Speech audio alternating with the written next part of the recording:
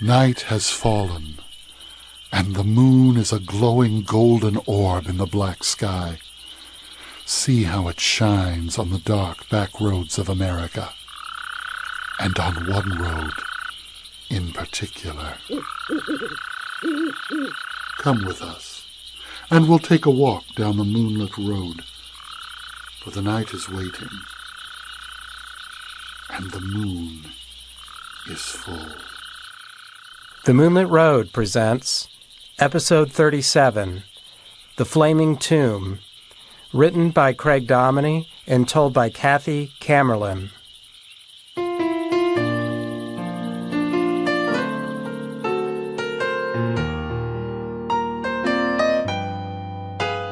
It was another crowded Saturday night as Josie Arlington sat wearily on her plush couch, lit a cigarette, and silently observed the crowd gathered in her parlor. Standing around the lavishly decorated room were the most powerful men in New Orleans high society. Politicians, judges, lawyers, doctors, even a police commander or two. And she knew the money would be flowing into her coffers once again.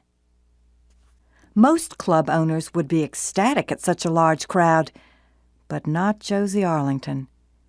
She dragged on her cigarette and bitterly whispered to herself, "What hypocrites!" For she also knew that not one of these gentlemen would dare acknowledge her presence outside the secretive walls of the club that bared her name, the Arlington. For Josie was the most infamous madam in the most scandalous district in New Orleans, Storyville. Josie always said that the life of a madam chose her. She didn't choose it. She was orphaned at age 4, and the only parents she knew were the nuns at St. Elizabeth's Home, who took her in. But their attempts to scare the fear of God in her over the years eventually drove her away and straight onto the mean streets of New Orleans. Now, as crazy as New Orleans is these days, back in the 19th century, it was downright lecherous. There were red light districts all over town, and while the trade may have not been accepted, it was certainly tolerated. Josie knew where the real money was to be made and became a teenage prostitute under the control of an older lover. Life as a prostitute destroyed many women in New Orleans, but not Josie Arlington. As the years went by, she gained quite a reputation as a tough, no-nonsense woman of the night. She even got into a legendary fistfight with a rival prostitute, biting off part of her lips and ears. But Josie knew she couldn't work as a prostitute forever, and to make a life for herself, she'd have to take advantage of the very men who were taking advantage of her. She would have to become a madam. So Josie opened a bordello in one of the largest red light districts in New Orleans. The district was located along the Basin Street rail line, just a few blocks from the French Quarter. Despite her rowdy reputation, Josie wanted to clean up her image and open a refined establishment where true gentlemen could pay for the services of, as she put it, amiable foreign girls. While her brothel became quite successful, the city of New Orleans was about to make her richer than she could have ever imagined. For in 1897, the city leaders decided upon a bold experiment. Rather than fight vices like prostitution and gambling, they decided to control them by confining them to one supervised area, the exact district where Josie had set up shop. The area was named Storyville, and it soon became an amusement park of sin. The densely packed neighborhood was filled with saloons and brothels. High-class gentlemen and rogues alike staggered through the streets, fueled by exotic drugs and overpriced booze, listening to the sounds of piano jazz in between trysts with the endless collection of prostitutes. And of all the bordellos in Storyville, none was larger and more lavish than the Arlington. Beautiful women in exotic European lingerie waited in the grand parlor for the most powerful men in New Orleans to walk through the door. But while Josie reveled in her upper-class status within the walls of Storyville, she soon found out she had a much different reputation within New Orleans high society.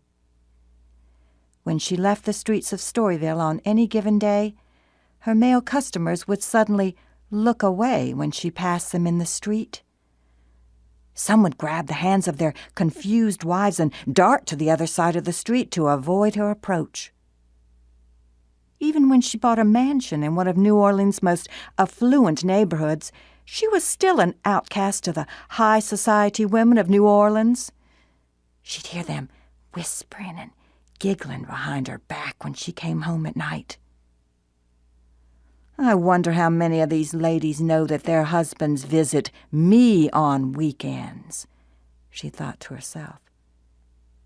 But she kept silent, the bitterness festering inside her. In later years, Josie fell into ill health, and the piles of money she made at the Arlington began to seem meaningless. She began to fixate on her approaching death and knew it would provide her one more opportunity to get back at those who shunned her. So she shocked New Orleans one more time by purchasing a plot in Metairie Cemetery, the most expensive and fashionable graveyard in town. Now the high society women were truly mortified. They couldn't imagine a dirty, low-life prostitute being buried within the same cemetery as their loved ones. But there was nothing they could do. Now, Metairie Cemetery was, and is to this day, one of the most impressive cemeteries you're ever likely to see. It's a bewildering maze of giant mausoleums and monuments with some of the most powerful and well-known names in New Orleans history chiseled onto their stone facades. Josie knew she needed a special monument in such a place. So she commissioned an architect to design her a tomb unlike any other. The monument was made of red granite, topped with 2 flaming urns. A statue of a young woman bearing a wreath stood on the stairwell, touching the bronze door that led to Josie's future resting place. The tomb cost a fortune, but the aggravation it caused the high society ladies was well worth the price. Josie eventually passed away at age 50. A few years later, Storyville itself was shut down by the United States Navy, which was concerned about the effect it was having on its young sailors stationed in New Orleans. The brothels and bars were leveled to build a housing project. There is no sign today that Storyville ever existed. But some believe that Josie Arlington stuck around long after the death of Storyville for one last bid for attention. In the years after Josie was buried, rumors began to spread about strange goings-on at her grave. Curiosity seekers who visited the grave ran back to town, claiming they saw the urns on top of the tomb burst into flames before their eyes. Others saw an eerie red glow coming from the tomb at night, as if the granite walls were burning like hot coals. Josie's grave was soon nicknamed the Flaming Tomb.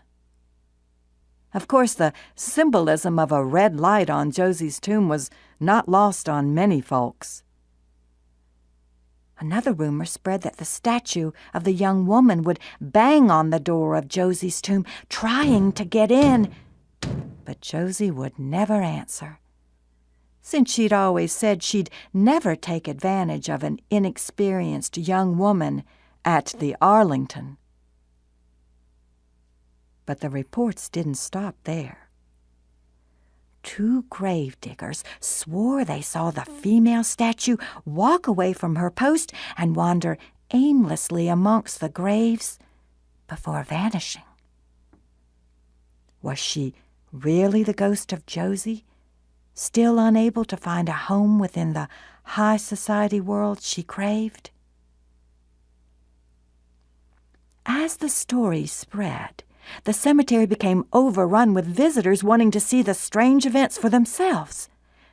The families of those buried in the surrounding graves were horrified at the thought of their loved ones being trampled upon. So the cemetery agreed to remove Josie's remains and bury them in an unknown location. The flaming tomb was sold to another owner, strangely enough with the same initials, J.A. But next time you travel to New Orleans, you can still find Josie's old tomb deep in Metairie Cemetery. And even though Josie may not have found the acceptance she wanted in life, I imagine she'd be pleased to know that folks are still talking about her to this very day, and that her name, like Storyville itself, would pass into the history and mythology that is unmistakably New Orleans.